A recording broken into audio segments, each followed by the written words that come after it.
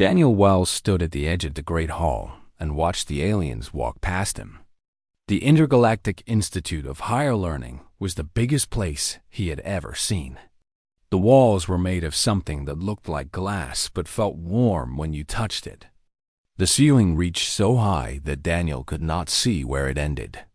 Thousands of beings moved through the halls, speaking in languages that made sounds like music, like water, like wind through broken glass. Daniel was 17 years old and the youngest human ever invited to this place.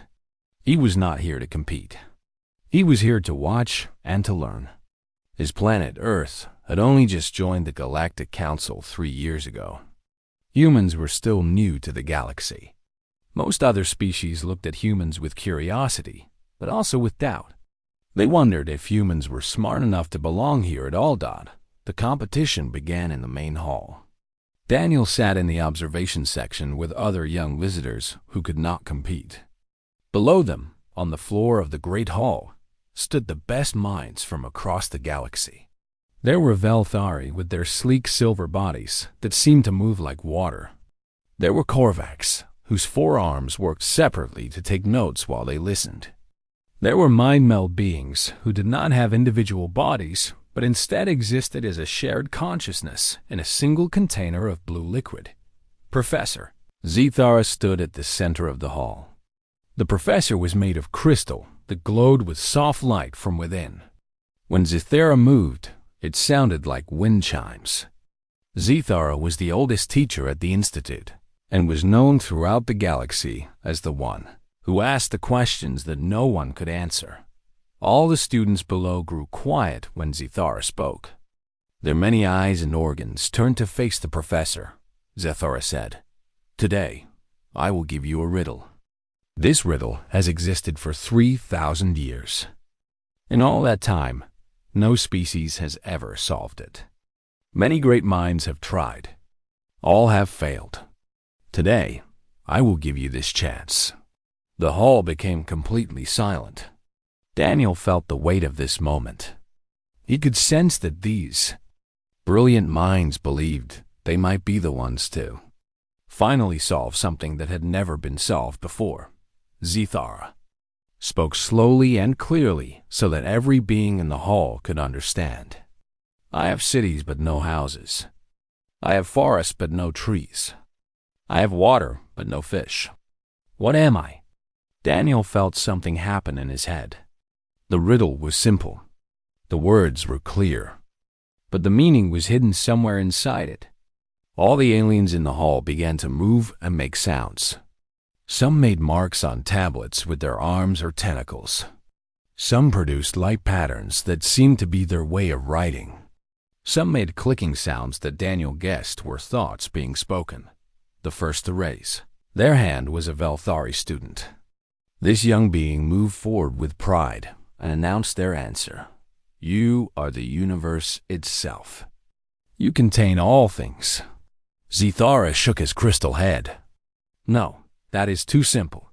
The universe contains many things, but it also contains other things.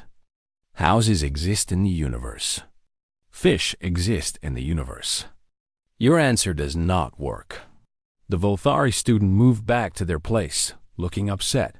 Next came a Korvax with 3 arms raised high. This one had prepared a long explanation. The Korvax explained that the answer must be a mathematical concept. They suggested that the answer was infinity itself. Infinity could contain all the cities and forests in all the possible universes without ever containing the actual physical things. Zethara listened to every word. When the Korvax finished, the professor said, "Your logic is clear, but you are thinking too hard about what is possible. The riddle does not ask about possibilities. It asks about something that exists." The Korvax returned to their seat, moving all 4 arms in a confused pattern. One of the mind-meld beings spoke in a voice that sounded like many voices speaking as one. The being suggested that the answer was emptiness. Something that was empty would have no houses, no trees, and no fish because it contained nothing at all. Zethara said, "But then the riddle would be wrong." It says, I have cities. Emptiness has nothing. The riddle speaks of something that has things in it. The answers kept coming. A species made of energy suggested the answer was light. Another species that lived underwater suggested it was a dream. A small purple being who flew without wings said the answer was time itself. Each answer was wrong. Daniel watched as brilliant minds failed one by one. He began to understand something. The problem was that these aliens were too smart in one way. They could think in systems and logic and numbers. But they did not think the way humans thought. They did not think in pictures and comparisons and examples. They did not understand what a human child would understand immediately. Daniel did not mean to, but he understood the answer. It was so clear to him that he almost laughed. But he sat still and quiet. He was just a human boy. No one had asked him to answer. No one expected anything from him. More species tried and failed. Some of the Korvax became frustrated, and their answers made less sense. The Valthari moved back and forth quickly, their minds working so fast that they could not slow down enough to see the simple truth. The mind meld being pulsed different colors, but still could not find the answer. Finally, Zithara stopped the competition. The professor looked out at all the species gathered in the hall. After 3,000 years, Zithara said, this riddle remains unsolved. The greatest minds in the galaxy have tried and failed. Perhaps this riddle truly is impossible. Perhaps it teaches us that there are limits to what intelligence can do. Daniel heard these words and felt something move in his chest. He thought about his mother, who had told him to always speak up when he knew something was true. He thought about his teachers on Earth, who said that knowledge was not about being the biggest or the strongest, but about being brave. Enough to say what you believed. Daniel stood up. Every head in the hall turned to look at him. A human in the observation section. A boy from a young species that had only just joined the galaxy. All the beings in the great hall stared at the boy who was standing. Zithara's crystal form glowed brighter. You have something to say, human? Daniel felt fear, but he also felt the answer burning inside him, wanting to be spoken. He walked down from the observation section. His legs moved carefully. He walked onto the floor of the great hall. He stood before Professor Zithara and before all the brilliant minds that had failed. Daniel spoke in clear, simple English. The Institute's translation system turned his words into all the languages that the beings could understand. I think I know the answer, Daniel said. I think I can explain it. Zithara leaned forward. The crystal body made a sound like bells. Then speak, human. What is the answer to the riddle? Daniel took a breath. The air in the great hall seemed to hold still. Every being in the room was watching the young human boy who stood before the greatest professor in the galaxy. The answer is a map, Daniel said. His voice was small, but the translation system made it strong and clear in the hall. Zithara did not move. The crystal form remained completely still. In the silence that followed, Daniel began to explain because he knew that the answer needed more than just words. It needed a story. A map has cities, Daniel said. You can see the cities drawn on it, but the map is just paper. The cities on the map are not real cities. They are pictures of cities. The real cities are somewhere else. The map shows where they are, but the map itself is flat and made of paper or material. It has no actual houses in it. Daniel moved his hands as he spoke.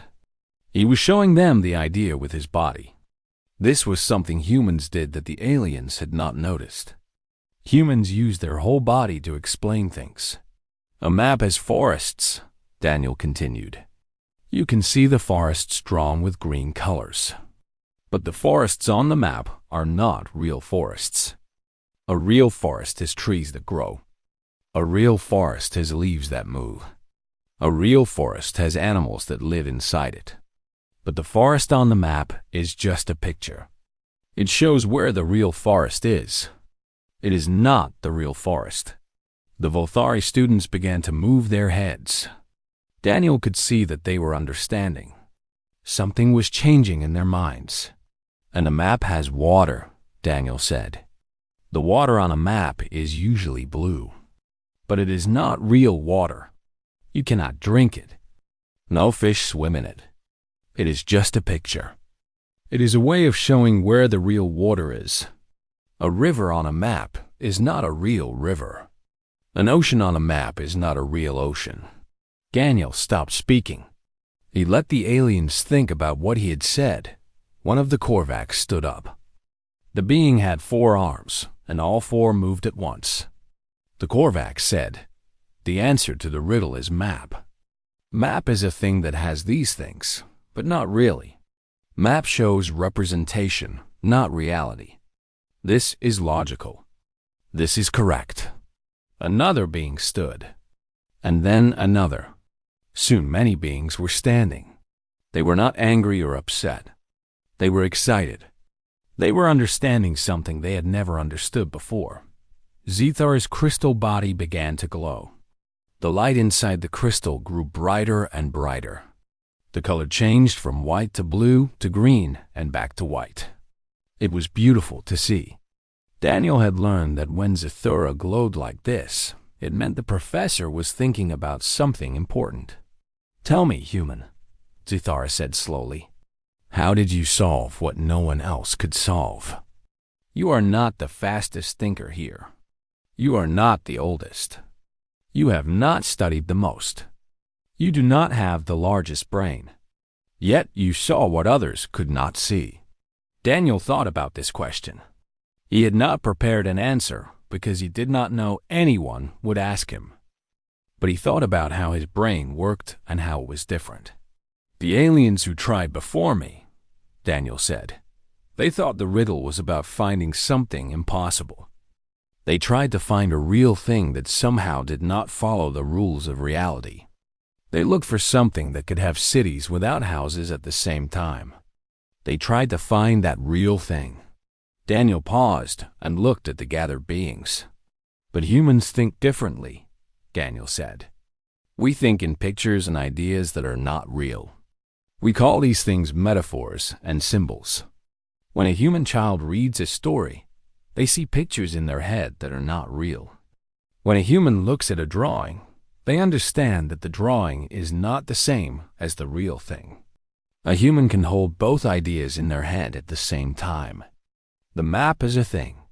The cities on the map are not real cities. But the human brain understands both facts at the same time without getting confused. The mind meld being pulsed a bright color. Humans think in 2 ways at once. Reality and representation. This is new. This is strange. But this makes sense now." Zethar moved closer to Daniel. The sound of wind chimes grew louder. "This ability you describe, where did it come from? Why do humans think in this way?" Daniel smiled a little. He had never thought about this before, but he knew the answer because his teachers on Earth had taught him about human history. "Humans come from Earth," Daniel said. "Earth is a hard world. It is dangerous. For a very long time, humans did not have the biggest muscles or the sharpest teeth. Other animals were faster and stronger. So humans had to think differently to survive." Daniel looked around the hall. Humans had to work together. We had to tell each other about dangers we had not seen. We had to explain things that we could not show. A human who had seen a wolf could not bring the wolf to the group. So they had to describe the wolf. They had to tell a story about the wolf. They had to make a picture in other humans' minds. This is a skill that humans learn to be good at. We became good at creating ideas and pictures that were not real, so we could share knowledge. Zethara made a sound like bells ringing. The sound filled the entire hall. "And this skill is what allowed you to solve the riddle," Zethara said. "Your species learned to live by thinking in symbols, by thinking in representations, by creating pictures of things that are not real. And this is exactly what a map is. A map is a symbol. A map is a representation. And a human understands symbols without thinking about it. Daniel nodded. He understood now what had happened. It was not that he was smarter. It was that his brain worked differently.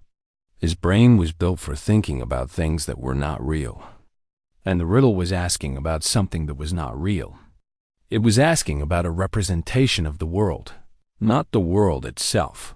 A young Korvax who had not yet spoken before raised one arm.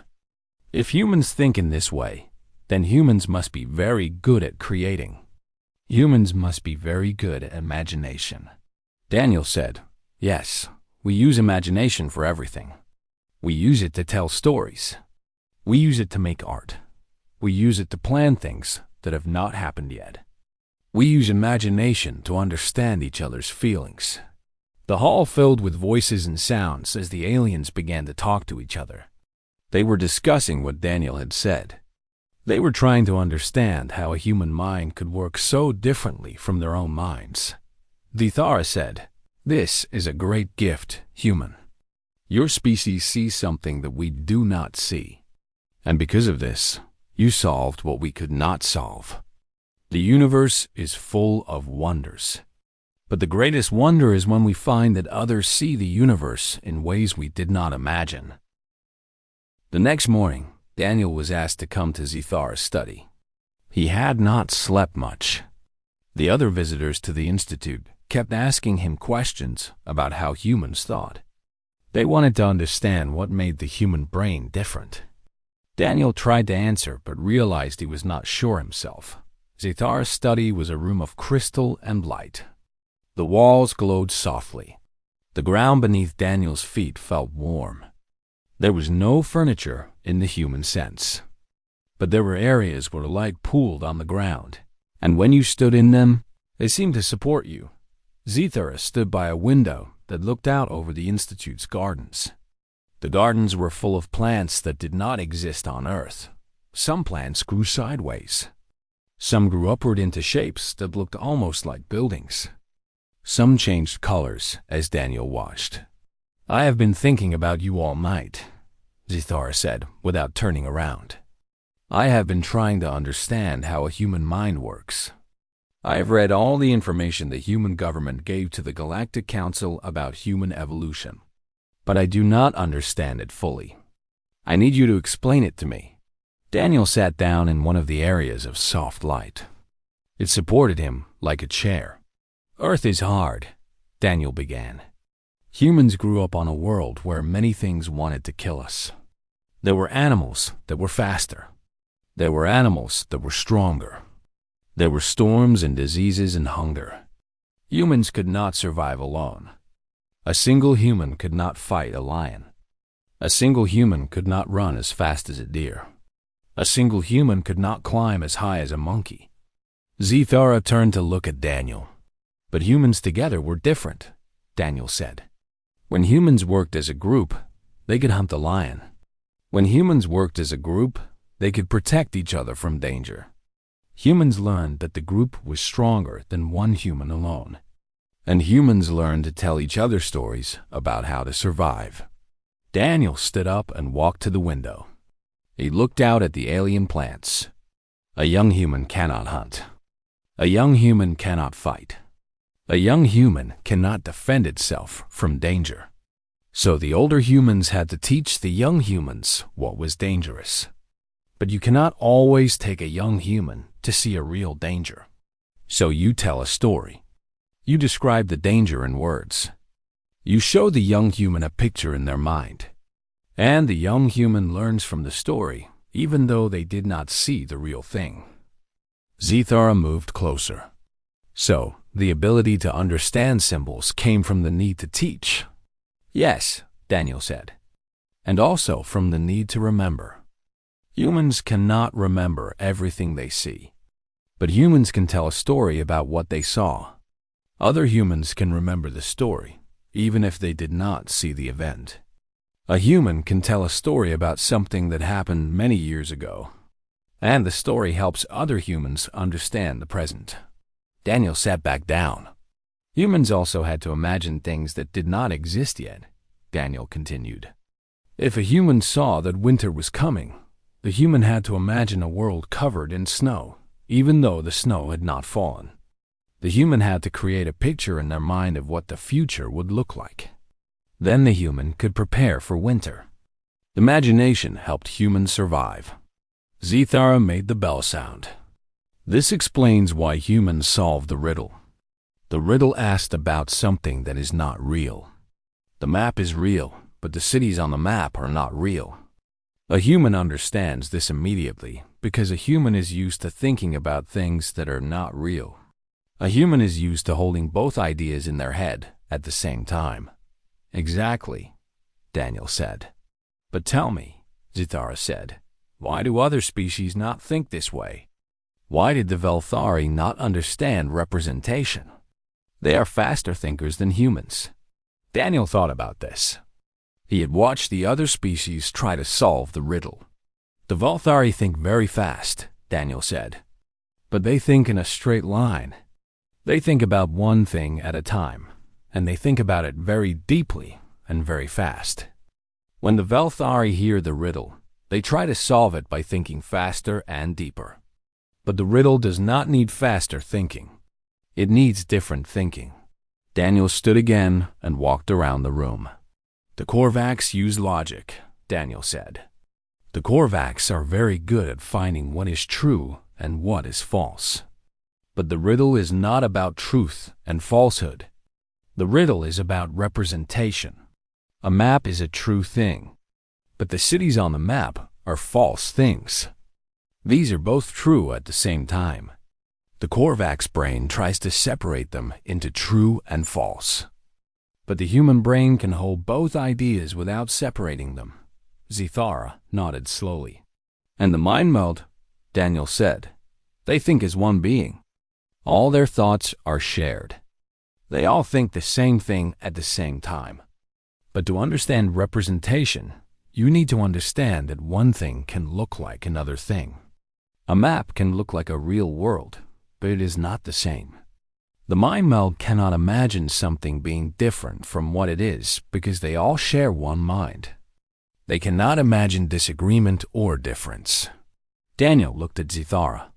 Humans are born thinking that everyone sees things differently, Daniel said. When a human child is very young, it learns that other humans have different ideas. One human thinks something is good, and another human thinks the same thing is bad.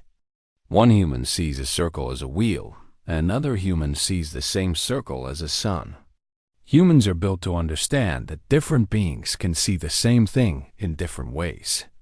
Zithara glowed with soft blue light. This is remarkable. The very thing that makes humans weaker in many ways makes humans stronger in thinking.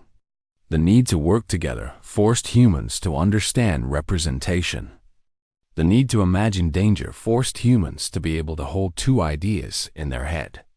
The need to survive with limited strength forced humans to develop the ability to think in symbols. A young Korvax entered the study. The being had 3 arms instead of 4, which meant it was very young. The young Korvax made a sound like bells and metal. Professor, I have studied the human material.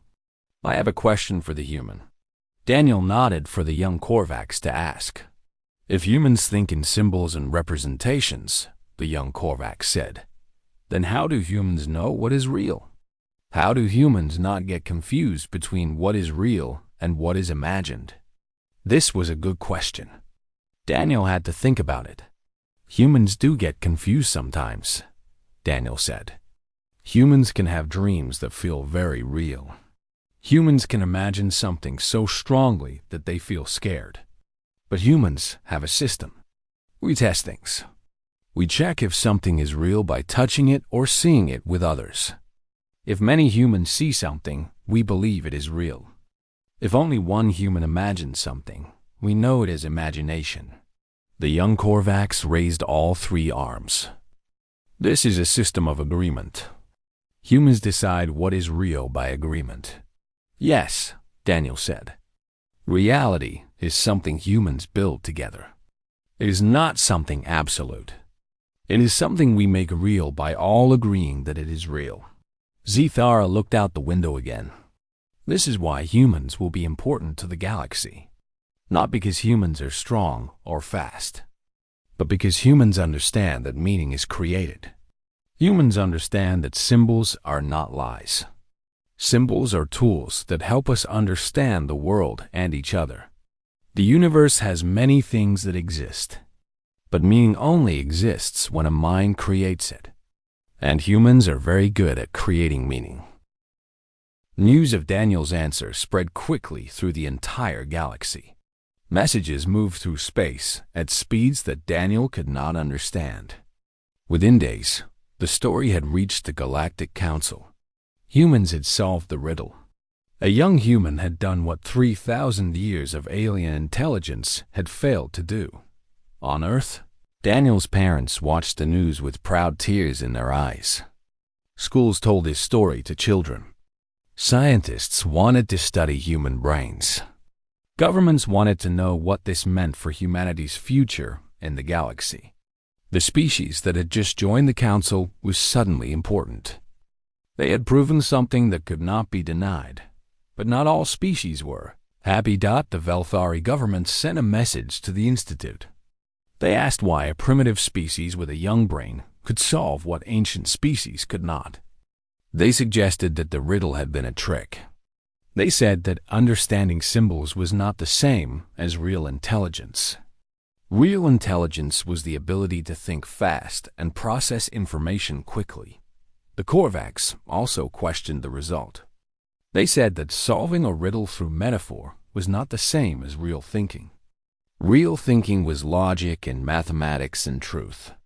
Metaphor was just saying that one thing was like another thing. Any being could do that. It did not mean humans were intelligent, but Zithara defended Daniel and his answer. The professor went to the Galactic Council and explained what had happened. Zithara said that the Velthari and the Korvax were wrong. They had failed because they could not think in representation. This was not a weakness in the riddle. This was a difference in how different species thought. A Velthari council member stood up. His name was Cross, and he was very old. He had lived for 4,000 years and had seen many species come and go. Cross pointed a long silver finger at the screen where Daniel's image was shown. If humans are so intelligent, Cross said, then let them solve something harder.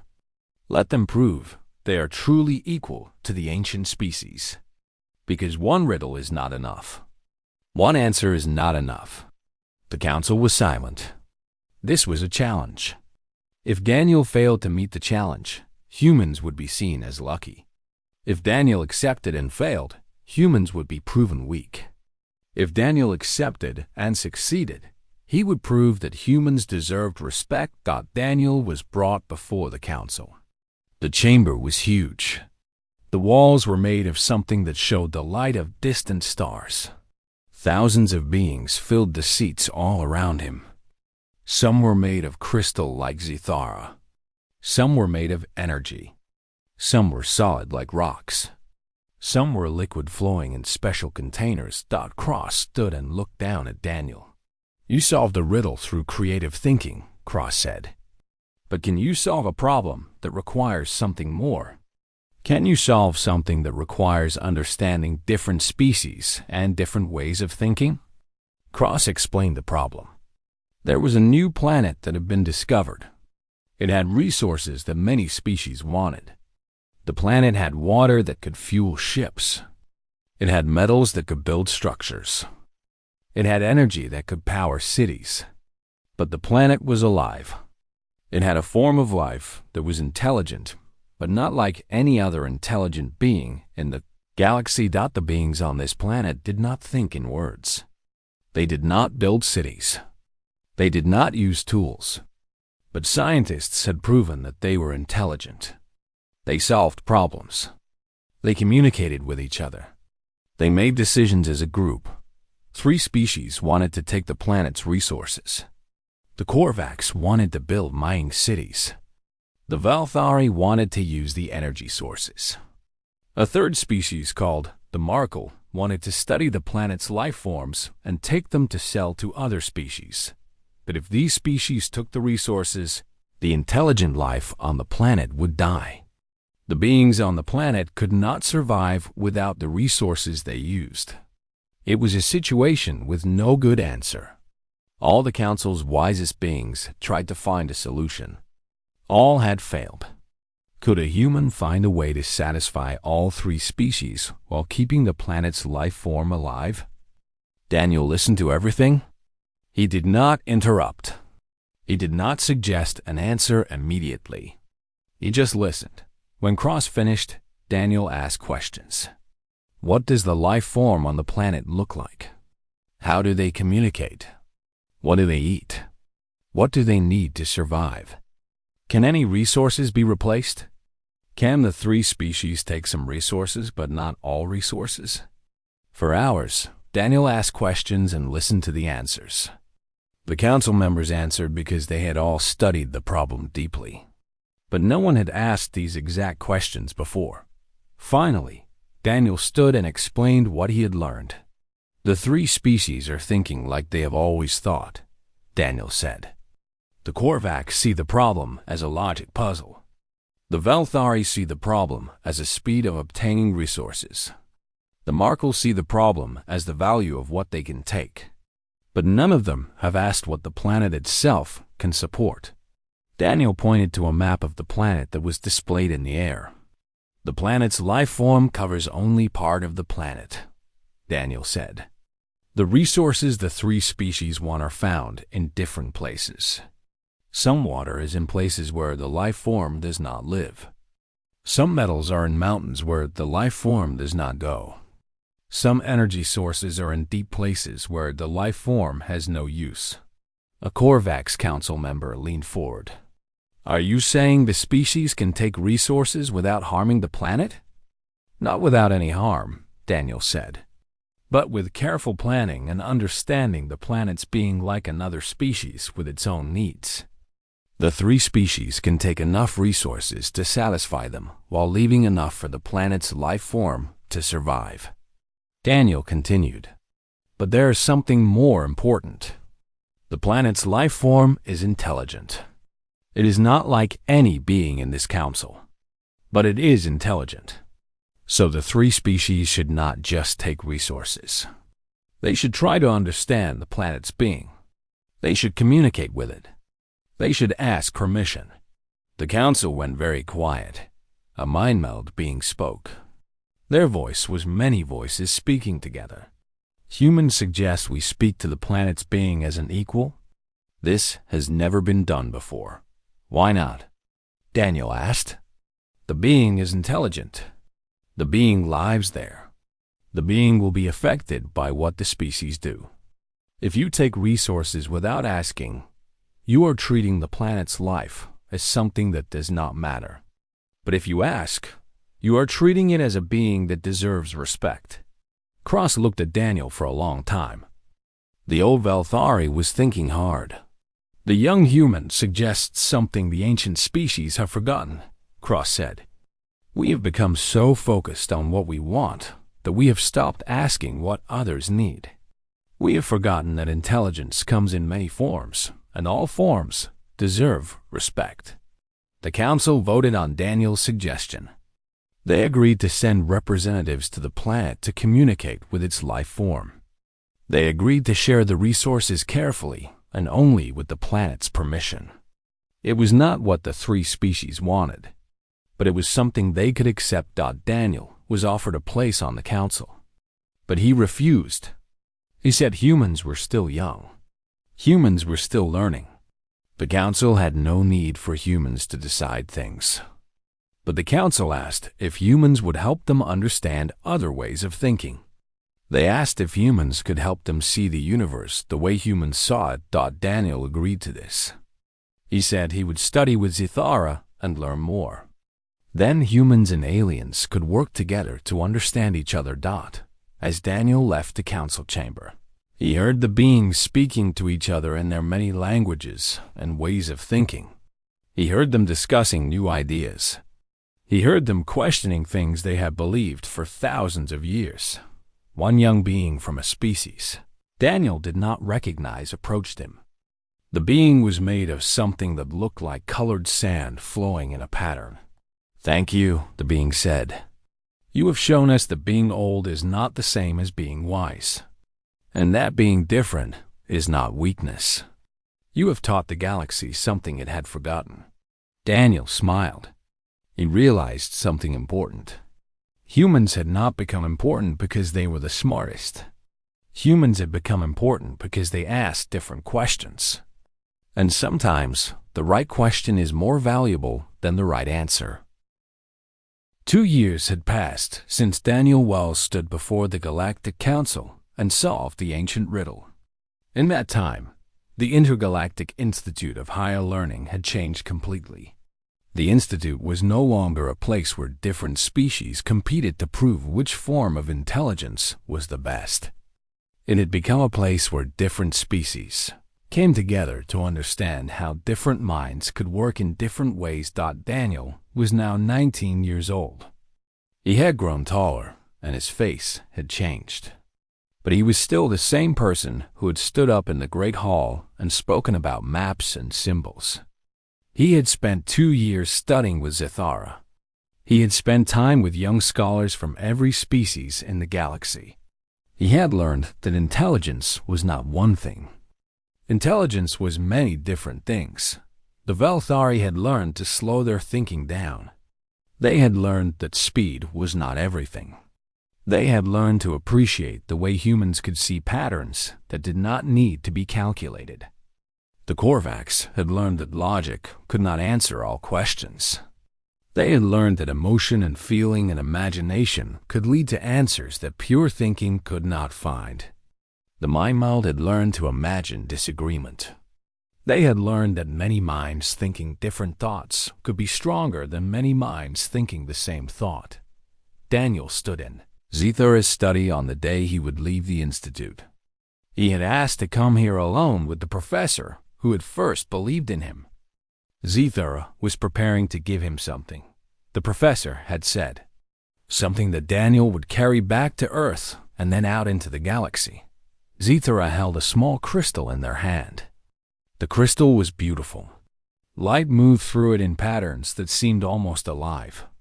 The crystal glowed with colors that Daniel had never seen before. Inside the crystal, something was written. Daniel could see words, but they moved and changed as he looked at them. "This," Zithara said, "is the riddle. The ancient riddle that has existed for 3,000 years. I have encoded it into this crystal in the languages of every species in the galaxy. But I have also encoded something else. I have encoded the answer, and I have encoded why the answer matters." Zithara placed the crystal in Daniel's hand. It was warm and felt almost alive. "This crystal will teach all species how to think in the way that the human thinks," Zithara said. "Not to think like humans.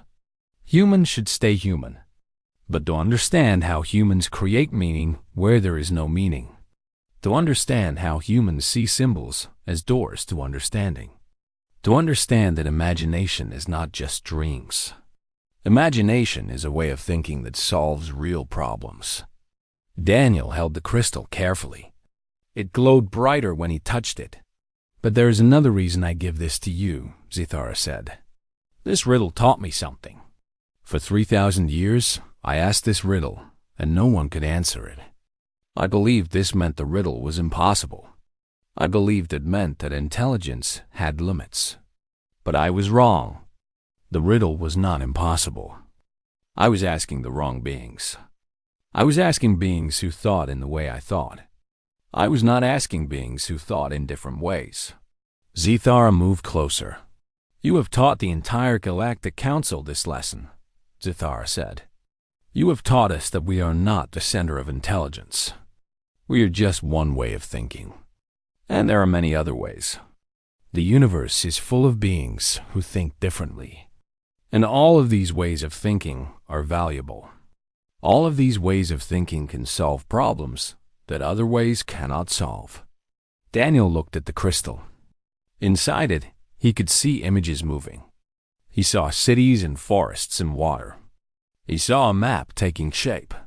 "I will take this home," Daniel said. "I will show it to my people. I will show them that humans are valuable not because we are the fastest or the strongest, but because we see the world in a different way." "Yes," Zithara said. "And tell them something more. Tell them that being different is not being lesser. Tell them that the universe values all kinds of minds. Tell them that humanity's greatest gift is not a gift to be better than others. It is a gift to help others see what they have not seen before." 2 weeks later, Daniel was back on Earth. He stood on a platform at the human government building in front of thousands of humans. Media cameras pointed at him. News cameras brought his image to computers around the world. He held the crystal high so everyone could see it. He told the story of the riddle. He told the story of how humans thought in symbols and metaphors. He told the story of how this made humans different from other species in the galaxy. He told the story of how humans could solve problems that other species could not solve. But more importantly, he told the story of how this meant humanity had a responsibility. Humans would work with other species to help them understand different ways of thinking. Humans would teach the galaxy about imagination and symbolism and representation. Humans would show the universe that there was value in seeing the world through many different eyes. Schools on Earth began to teach about the riddle. Scientists began to study human imagination and symbolic thinking in new ways. Artists and musicians and writers were invited to speak about how humans created meaning. The world began to understand that human creativity and imagination were not just nice things. They were survival skills. They were ways of thinking that could change the galaxy. Years went by. Daniel grew older. He eventually became an ambassador between humans and the Galactic Council. He spent his time traveling between Earth and the Institute. He spent his time helping new species understand how to think in different ways. One day, when Daniel was much older, he was invited to visit the planet with the intelligent life form that he had helped the Council understand. He traveled there with Zithara and with representatives from the 3 species that had wanted to take resources. The being on the planet was strange. It did not have a form in the way most beings had forms. It was more like a pattern of energy that moved through the ground and the water and the air. It communicated through changes in light and sound and temperature. When Daniel met the being, he used the skills that humans had taught the other species. He used symbols. He used metaphors. He used imagination. He created pictures in the being's mind without using words. And the being understood him. The being showed Daniel pictures in return. The being shared its life and its thoughts without speaking. That night, Daniel sat with Zithara under the stars of that alien world. "The riddle taught us many things," Zithara said. "But the greatest thing it taught us is this. Intelligence is not about having the right answer. Intelligence is about asking the right question and being open to answers that come in forms you do not expect." Daniel nodded.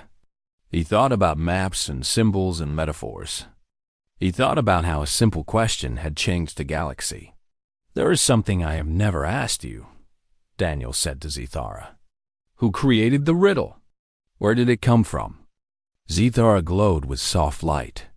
It was the color of thinking and remembering. "The riddle was created by a being who lived long ago," Zithara said.